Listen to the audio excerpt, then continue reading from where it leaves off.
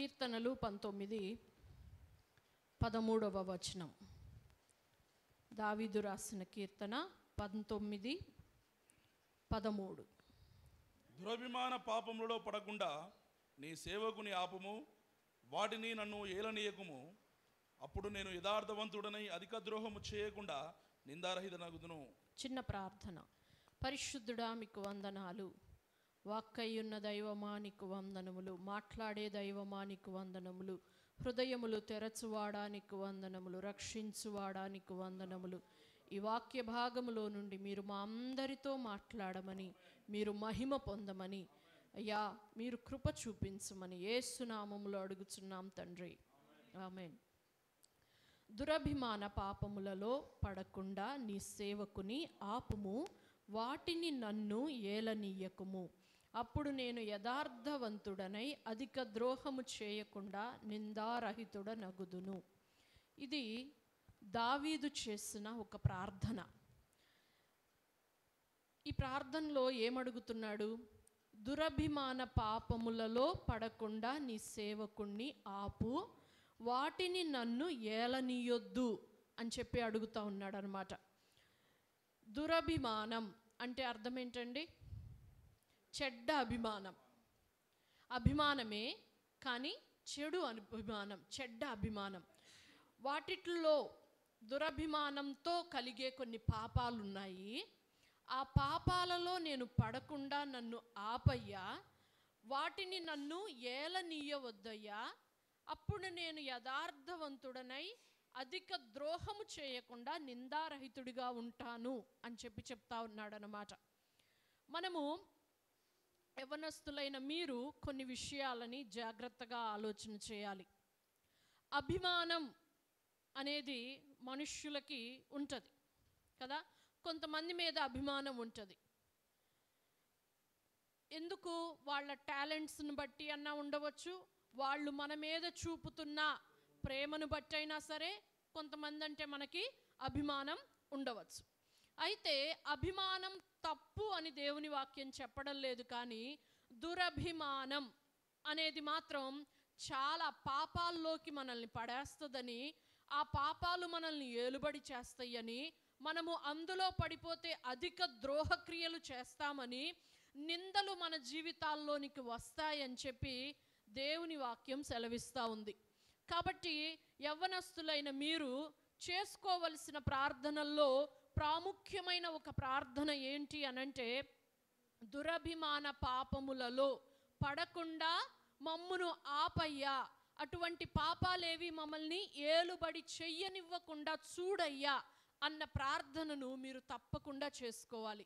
ఎందుకు అనంటే, నేటి దినాల్లో యవ్వనస్తుల్ని చూస్తూ ఉంటే వాళ్లకు జీవితంలో అభిమానానికి దురభిమానానికి తేడా తెలియటం లేదు. సరిహద్దులు అనేవి వాళ్ళకు అర్థం కావడం లేదు కదండి. మనము ప్రత్యక్ష గుడారం గురించి ఆలోచన చేస్తే అందులో అడ్డతెరలు ఉన్నాయి, అడ్డపలకలు ఉన్నాయి కదా.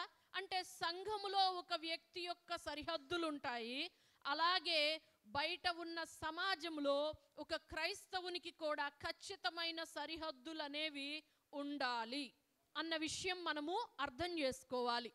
ఇక్కడ చాలామంది జీవితాలలో, ప్రత్యేకంగా యవ్వనస్తుల జీవితాలలో దురభిమాన పాపము ఏలుబడి చేయడం అనేది మనం గమనించవచ్చు అన్నమాట. ఎందుకు అనంటే, ఒకసారి ఆలోచన చేయండి, ఎంతమంది యవ్వన పిల్లలు వాళ్ళు అభిమానించే ఒక వ్యక్తిలోని ఒక టాలెంట్ను బట్టి, అంటే అది నటనే అయి ఉండొచ్చు, లేదా చక్కగా ఆట అయినా అయి ఉండొచ్చు, ఏదైనా అయి ఉండొచ్చు, అతని వాక్చాతుర్యమే అయి ఉండొచ్చు, ఏదైనా అయి ఉండొచ్చు.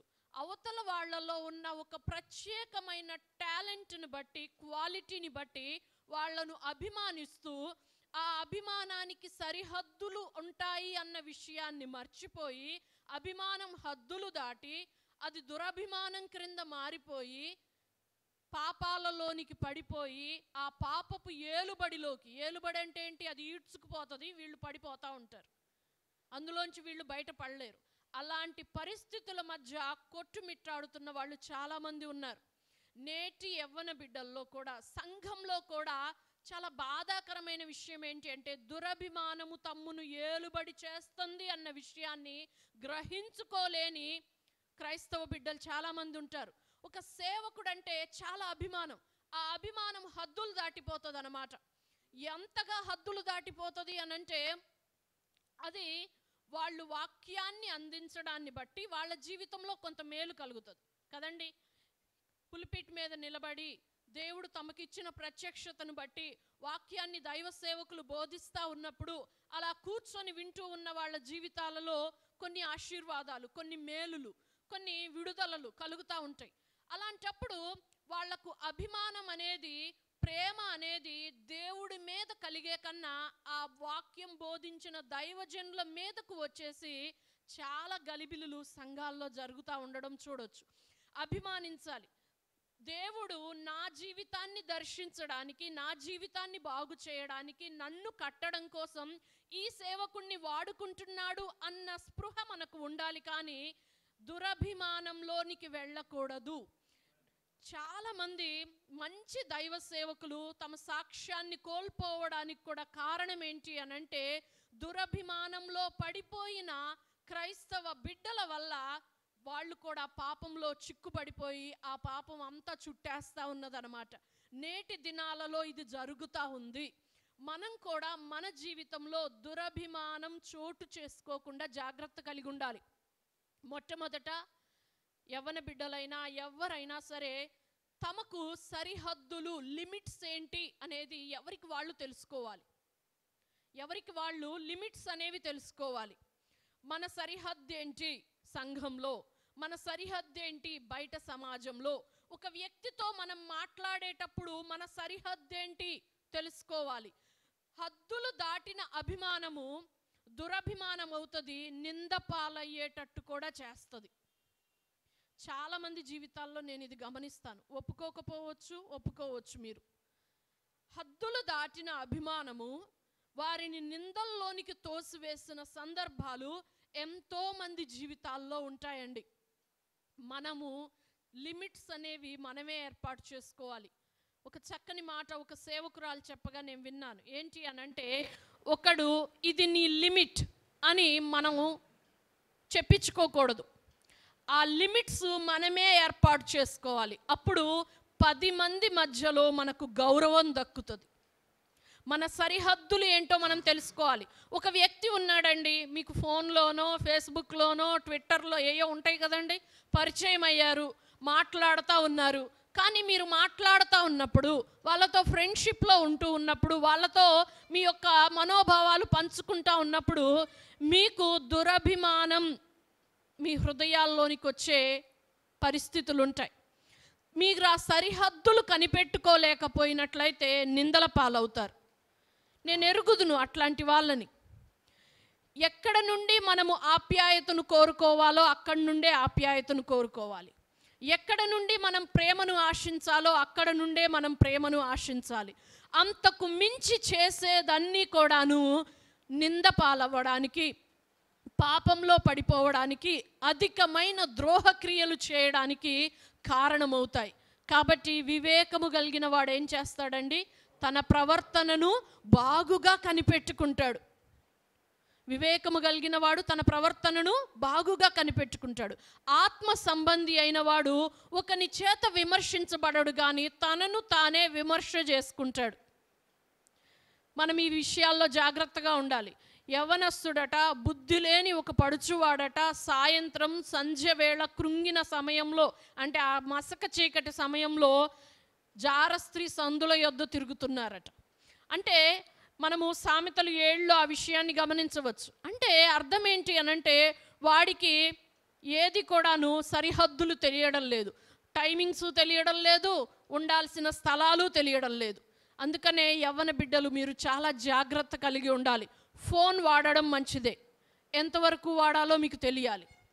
అసలు ఎవ్వరి అబ్బాయిలతోనూ అబ్బాయిల అమ్మాయిలతోనూ అస్సలు మా నోరు విప్పి మాట్లాడకూడదు అని అనం. కానీ మాట్లాడేటప్పుడు మన సరిహద్దులు మనకు తెలియాలి, మన లిమిట్స్ మనకి తెలియాలి. ఒకళ్ళ చేత మనం నీ లిమిట్ నువ్వు క్రాస్ అవుతున్నావని మనం చెప్పించుకోకూడదండి. అది మంచిది కాదు. ఆత్మ సంబంధులమైన మనం, దేవుణ్ణి ఎరిగిన వాళ్ళం మనం అలా చెప్పించుకొని సిగ్గు, నింద, అవమాన పాలయ్యే కన్నా మన జీవితంలో మనమే లిమిట్స్ పెట్టుకోవాలి, మనమే సరిహద్దులను ఏర్పాటు చేసుకోవాలన్నమాట. కాబట్టి దురభిమానం అనేది ఎన్నో సమస్యలకు కారణమవుతుంది అన్నమాట. దురభిమానం అది ఎవరి మీదైనా ఉన్నా సరే అది మనకి పాపంలో పడవేస్తుంది. నేటి దినాల్లో నేను చాలామందిని చూస్తూ ఉంటాను, ఈ యొక్క జాబ్ సెక్టార్స్లో కూడాను పాపం అమ్మాయిలని అబ్బాయిలు ఏదో సాయం చేయడం ఏంటి, ఆ సాయాన్ని చేసినందుకు గాను అటువంటి పరిస్థితుల మధ్య వాళ్ళ మీద ఇంత అభిమానం ఏర్పడడం, ఆ అభిమానం అనేది వాళ్ళు సరిహద్దులు తెలియక, దాన్ని బోధించేవారు లేక, వాక్యపు వెలుగులో తమ నడవడికను, ఆలోచనలను జాగ్రత్తగా చూసుకోవడం చేతగాక అది హద్దులు దాటిన అభిమానమయ్యి నిందల పాలయ్యి వేదనను అనుభవిస్తున్న వారు చాలామంది ఉన్నారండి. ప్రియులైన పిల్లలు కాబట్టి మీరు మీ జీవితాల్లో అలాంటివి రాకూడదు అన్న ఉద్దేశంతో మీ జీవితానికి మీరే ఒక సరిహద్దులను ఏర్పాటు చేసుకోవాలి. అవి వాక్యానుసారంగా ఉండాలన్నమాట. కాబట్టి ఒక్కసారి ఆలోచన చేసుకోండి. మీ స్నేహితులు ఉన్నారు, మీ పరిచయస్తులు ఉన్నారు, మీరు అభిమానించేవారు ఉన్నారు, ఒకళ్ళు మిమ్మల్ని ప్రేమిస్తున్నారు అనుకుంటూ వాళ్ళని మీరు ప్రేమిస్తూ ఉంటారు. మీ హద్దులు ఉన్నాయా? ఒకళ్ళ చేత మీరు సరిహద్దులు చెప్పించుకునే వాళ్ళలా ఉన్నారా? ఒక్కసారి ఆలోచన చేద్దాం.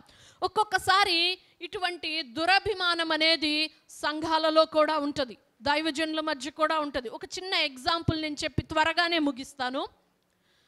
ఒక దైవజనుడు వాక్యం చెప్తా ఉన్నప్పుడు ఒక మాట చెప్పారు. ఏంటి అనంటే, అవ్వ ఆదాముల గురించి మనకు తెలుసు. అవ్వ ఫస్ట్ పండు తిన్నది, తర్వాత తీసుకొని వెళ్ళి ఆదాముకి ఇచ్చింది. ఆదాము అవ్వ కంటే కూడా ఎన్నో సంవత్సరాలు దేవుడితో నడిచిన అనుభవం ఉంది. మహిమను కోల్పోయిన అవ్వను ఆదాము చూడంగానే గుర్తుపట్టగలడు. ఈమె మహిమను కోల్పోయింది, మరణానికి ఈమె ఇక వెళ్తుంది అన్న విషయం తెలుసు. ఈ పండు తినడం వల్ల కలిగే నష్టం అతనికి తెలుసు. కానీ ఎంతగా అవ్వను ప్రేమించేసేసాడు అనంటే, ఈ అవ్వ ఇక లేకపోతే దేవుడు వచ్చి ఇప్పుడు అవ్వని నన్ను వేరు చేస్తే, అంటే పండు తినిన అవ్వని తినని నన్ను వేరు చేస్తే ఈమె వియోగాన్ని నేను భరించలేను అని చెప్పి ఈయన కూడా పండు తిని సచ్చినా కలిసి ఉందాం, బ్రతికినా కలిసి ఉందాం ఉంటారు కదండి ఇలాగా అని చెప్పి తిన్నాడు అని చెప్పి ఒక మంచి దైవజనుడు చెప్తా ఉంటే నేను విన్నాను. నిజమే అనిపించింది నాకు. ఎందుకంటే మొదట అవ్వ తిన్నది, తర్వాత ఆదాము తిన్నది. ఆదామేమి సామాన్యుడు కాదు. ఆదాము చాలా గొప్పవాడు, దేవునితో నడిచినవాడు, ప్రతి సాయంకాలం దేవునితో గడిపినవాడు, దాని యొక్క పర్యవసానాలు కూడా తెలిసినవాడు. అయినప్పటికీ కూడాను దురభిమానం, అభిమానానికి కూడా హద్దులు ఉండాలి. అంటే జీవిత భాగస్వామి కొరకు మరణంలోనికి దూకెయ్యబట్టి అదే పాపము తరాల వెంబడి రావడానికి కయీను, హేబేలు, షేతు వీళ్ళందరూ పుట్టుకొచ్చారు. అదే ఆదాము ఆగితే పరిస్థితి వేరుగా ఉండేదేమో కదండి. చాలామంది జీవితాల్లో ఇలాంటివి ఉంటాయి. అలాగుననే ఒక ప్రవక్త ఉన్నాడు, ముసలివాడైన ఒక ప్రవక్త, యెరోబాము అనే రాజు కాలంలో ఉన్న ప్రవక్త. ఆ ప్రవక్తకి ఆ రాజు బలిపీఠం మీద వేసే ధూపం కానీ, దూడల్ని ఏ విగ్రహాలైతే చెయ్యకూడదు అని దేవుడు ఆజ్ఞాపించాడో ఆ దూడల్ని బేతేల్లో ఒకటి పెట్టి, ఏంటి ఈ దూడే యెహోవా, దీన్ని ఆరాధించండి, మీరు యెరూషలేం ఏం వెళ్తారు అంట ప్రజలందరూ కూడుకోకుండా ఆపేసిన యెరోబాము విషయంలో వేదన ఉంది ఆ వృద్ధుడైన ప్రవక్తకి. అయితే యూదా దేశంలో ఒక ప్రవక్తను దేవుడు దర్శించి, ఒక యవ్వనస్తుడైన ప్రవక్తని, నువ్వు వెళ్ళి యెరోబాము ధూపం వేస్తున్నాడే ఆ బలిపీఠంతో ఈ మాటలు చెప్పిరా. బలిపీఠమా, వచ్చే కాలంలో దావీదు వంశంలో నుండి ఒక చిగురు పుడతాడు, ఒక యెషయా అనే ఆయన పుడతాడు. ఆయన వచ్చి ఈ బలిపీఠం మీద ఎవరైతే ధూపం వేశారో వాళ్ళందరి శల్యాలని ఈ బలిపీఠం మీద అర్పిస్తాడు. దానికి ఇదే సూచన. బలిపీఠం బద్దలైపోయి బుగ్గంతా దాని మీద అగ్ని మండుతూ ఉన్నప్పుడు ఉంటుంది కదండి, బూడిదంతా ఒలికిపోతుంది అని చెప్పి ఒక ప్రవచనం చెప్పి రమ్మని దేవుడు పంపిస్తాడు. పంపించి అంటాడు, ఎవరితో కుశల ప్రశ్నలు వద్దు, ఎవరింటికి వెళ్ళి భోజనాలు చేయడాలు వద్దు, నువ్వు ఈ మాట చెప్పాలి, సీదా వచ్చేయాలంటాడు. రాజు వచ్చేసి రాజు పనే అండి ధూపం వేయడం కాదు. కానీ ఆ రాజు తాను ఏ పరిస్థితి నుండి లేవనెత్తబడి రాజు స్థానంలో దేవుని కృప వల్ల నిలబెట్టబడ్డాడో మరిచిపోయి తన రాజ్యమే ముఖ్యము అన్నట్లుగా తన పదవిని కాపాడుకోవడం కోసం ప్రజలందరినీ కూడా తప్పుదోవ పట్టిస్తూ, యాజకుడు తాను కానప్పటికీ కూడాను బేతేలు శ్రేష్టమైనది. బేతేలు గురించి మనకు అందరికీ తెలుసు కదా. బేతేలులోనే కదా దేవుని యొక్క మందిర దర్శనాన్ని యాకోబు పొందాడు. అటువంటి బేతేల్లో ఉన్న బలిపీఠం మీద ధూపం వేస్తూ ఉన్నప్పుడు ఈ ప్రవక్త వచ్చి దేవుడు తన్ను చెప్పమన్న మాటలు చెప్పాడు. చెప్పినప్పుడు యెరోబాము అన్నాడు, వాడిని పట్టుకోండి అంట. ఇలా బలిపీఠం మీద నుంచి చెయ్యి జాపితే ఆ చెయ్యి ఎండిపోయింది. ఎండిపోయినప్పుడు ఏమన్నాడు, అయ్యా నీ దేవుణ్ణి వేడుకో, నాకు బాగు చెయ్యి, స్వస్థపరచు అని అంటే దేవుణ్ణి ప్రార్థన చేస్తే చెయ్యి మళ్ళా మంచిగా అయింది. నువ్వు రా, నా ఇంటికి భోజనం పెడతాను, కానుకలు ఇస్తానంటే నీ ఇంటి బంగారం ఇచ్చినా నీ కొంపకు నేను రాను అని చెప్పేసి వెళ్ళిపోతాడు. అంటే అక్కడ కుశల ప్రశ్నలు వద్దని, భోజనం వద్దని దేవుడు చెప్పిన మాట ప్రకారం పోతా ఉంటే ఈ విషయాన్నంతా తెలుసుకున్న ఒక వృద్ధ ప్రవక్త, దేవుడి గురించి ఆసక్తి కలిగిన ఆయన ఏం చేశాడు, గబగబా తన వాహనాన్ని తీసుకొని ఈ ప్రవక్త దగ్గరకు వచ్చి, నువ్వు రా నా ఇంటికి భోజనం చెయ్యి అని అంటే, అయ్యా దేవుడు నన్ను ఎక్కడికి వెళ్ళొద్దన్నాడు, నేను రాను అన్నాడు. ఈయనకు ఉన్న ప్రేమ పొర్లి అభిమానం పొంగుకొని వచ్చి ఏం చెప్పాడు, నాకు ఒక దేవదూత వచ్చి చెప్పింది ఆ ప్రవక్తను మీ ఇంటికి తీసుకొని వచ్చి భోజనం పెట్టమని అని. ప్రేమతోనే ఒక అబద్ధం చెప్పాడు. ఇతడు సరిగా పరిశీలించుకోకుండా దేవుడు తనకు ఏర్పాటు చేసిన సరిహద్దుని తుడిచి వేసుకొని ఆ ప్రవక్త మాట నమ్మి ఆ ప్రవక్త వెంట పడి వెళ్ళిపోయి భోజనం చేసి బయలుదేరాడు. సింహం అతన్ని చీల్చి చంపివేసింది. మనకందరికీ ఇది చాలా తెలిసిన విషయమే. ఇక్కడ ఏంటి విషయము అనంటే, ఆ వృద్ధ ప్రవక్తకి ఈ యవ్వనస్తుడు దైవావేశంతో చెప్పిన ఆ ప్రవచనాన్ని బట్టి ప్రేమ పొంగుకొని వచ్చింది, అభిమానం పొంగుకొని వచ్చింది. అదొక దురభిమానం క్రింద మారిపోయింది. ఏమైంది అది? తాను అభిమానించిన వ్యక్తి యొక్క ప్రాణాన్ని తీసివేసిందన్నమాట. కాబట్టి దేవుడు ఎప్పుడైనా సరే అభిమానము దురభిమానం క్రింద మన జీవితాలలో మారకూడదు. అది తల్లిదండ్రులే కానీ, బంధుమిత్రులే కానీ, స్నేహితులే కానీ, ఎవరైనా సరే అభిమానము అనేది దేవుడు ఏర్పాటు చేసిన సరిహద్దుల్లోనే మనకి ఉండాలి అన్నమాట. అక్కడ మనం ఒక్క విషయాన్ని ఆలోచన చేసుకొని ముగించుకుందాము. యేసుక్రీస్తు అద్భుతాలు చేసినప్పుడు, మహత్కార్యాలను జరిగించినప్పుడు అక్కడ ఏమని రాసుంటుందంటే, ఆయన చేసిన దానిని బట్టి ప్రజలు దేవుణ్ణి మహిమపరిచరి అని అంటది. అంటే ఏంటి? యేసయ్య ద్వారా ఏదైనా ఒక మంచిది జరిగితే, ప్రజలందరూ మెచ్చుకునేది జరిగితే, ప్రజలందరూ దృష్టి పెట్టి చూసేది జరిగితే, దానివల్ల కలిగే మహిమ యేసయ్య తాను పొందలేదు, కానీ అది దేవునికి చెందేటట్లుగా ఆయన మాట ఉంది, ఆయన ప్రవర్తన ఉంది, ఆయన విధానం ఉందన్నమాట. కాబట్టి మనం ఆలోచన చేయాలి. మనము మన ఎవరి దగ్గరైనా టాలెంట్స్ మనం చూసామనుకోండి. ఇప్పుడు ఆ సిస్టర్ ఉన్నారు, చాలా చక్కగా పాడారు కదా, మనకు లేదు అది, మనం దాన్ని బట్టి అభిమానిస్తాం, కానీ దానికి సరిహద్దు ఉంటుంది. ఎవరినైనా, నీ కొలీగ్స్ అయి ఉండొచ్చు, నీ ఫ్రెండ్స్ అయి ఉండొచ్చు, నీ పరిచయస్తులు అయి ఉండొచ్చు, నీకు సహాయం చేసే వాళ్ళు ఉండొచ్చు. దేవుడు ఏర్పాటు చేసిన క్రమాన్ని వాళ్ళ కోసం నువ్వు అతిక్రమించావంటే నువ్వేమైపోతున్నట్టు?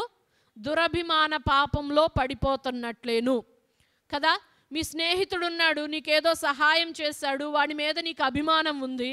వాడి మీద ఉన్న అభిమానం కొరకు దేవుడు నీకు ఒక క్రైస్తవుడిగా ఏర్పాటు చేసిన గీతను దాటి నువ్వేదన్నా ప్రవర్తించావనుకో, నువ్వేం చేస్తున్నట్లు? దురభిమాన పాపములలో పడిపోతున్నావు, అధికమైన దుష్క్రియలు నువ్వు చేస్తావు. కాబట్టి జాగ్రత్త కలిగి ఉండాలి మనం. అసలు క్రైస్తవులుగా మనము ఏది అభిమానం, ఏది దురభిమానం, దేవుడు మనకు ఏర్పాటు చేసిన సరిహద్దులను గుర్తుపట్టగలగాలి. కాబట్టి నేటి యవ్వనస్తుల జీవితాల్లో జాబ్స్ చేసేవాళ్ళు, చదువుకునే వాళ్ళు, పిల్లలు, వీళ్ళ మధ్య అభిమానానికి దురభిమానానికి మధ్య ఉన్న తేడాలను గుర్తుపట్టలేక నిందల పాలయ్యి అధికమైన దుష్క్రియల్లోకి వెళ్తూ పాడైపోతున్న వాళ్ళు చాలామంది ఉన్నారు. కాబట్టి జ్ఞానము కలిగి ఉందాం, వివేకం కలిగి ఉందాం. మనం దేవుణ్ణి ప్రార్థన చేయాలి దావీదులాగా, దురభిమాన పాపాలలో నేను పడిపోకుండా నన్ను రక్షించయ్యా, కాపాడయ్యా. ఆ పాపం ఏది కూడా నన్ను ఏలుబడి చేయకూడదు. ఆ దురభిమానం ఎక్కువైపోయింది అనుకోండి, ఏంటి అనంటే ఇప్పుడు అంటారు చూసారు, మా పాస్టర్ గారిని ఏమన్నా, పాస్టర్ గారు అంటే పిచ్చి అభిమానం అనమాట. మా పాస్టర్ గారిని వాడు అంత మాట అంటాడా, వాడిని చిత్తు కింద కొట్టేసేసి తుక్కు కింద కొట్టేసేసి వద్దామని అంటాడు. అంటే నీకు అభిమానం ఎక్కువైపోయింది. కానీ ఒక క్రైస్తవుడిగా ఇలాంటి సమయంలో దేవుడు నువ్వేం చెయ్యాలి కోరుకుంటున్నాడు మర్చిపోతే అది దురభిమానం అవుతుంది. పాస్టర్ గారు నీకు దైవోపదేశం చేసే వాళ్ళ మీద అభిమానం ఉండడం మంచిదే. దురభిమానం ఎప్పుడైపోతుంది? ఆ పాస్టర్ని ఎవరో ఏదో అన్నారని అంటే వాళ్ళ దగ్గరికి వెళ్ళి సామరస్యంగా మాట్లాడి రావాలి, కానీ ఏదన్నా చెయ్యాలి. కానీ వాళ్ళని చిత్తు కింద కొట్టేసేసి వచ్చావనుకో, దేవుడు చేయమంటున్నాడు. అది నువ్వు దురభిమాన పాపంలో పడిపోతున్నట్టు లెక్క అన్నమాట. ఇది మనం చాలా జాగ్రత్తగా ఉండాలి ఇలాంటి విషయాల్లో. కాబట్టి యవనస్తులైన మీరు దురభిమాన పాపంలో పడిపోకుండా కాపాడబడాలి అని చెప్పి మేము కోరుకుంటా ఉన్నాం. మీకు కూడా అట్టి జాగ్రత్త మీ హృదయాలలో కలగాలి. దేవుడు అట్టి జ్ఞానమును సమృద్ధిగా మీకు అనుగ్రహించునుగాక. ఆమెన్.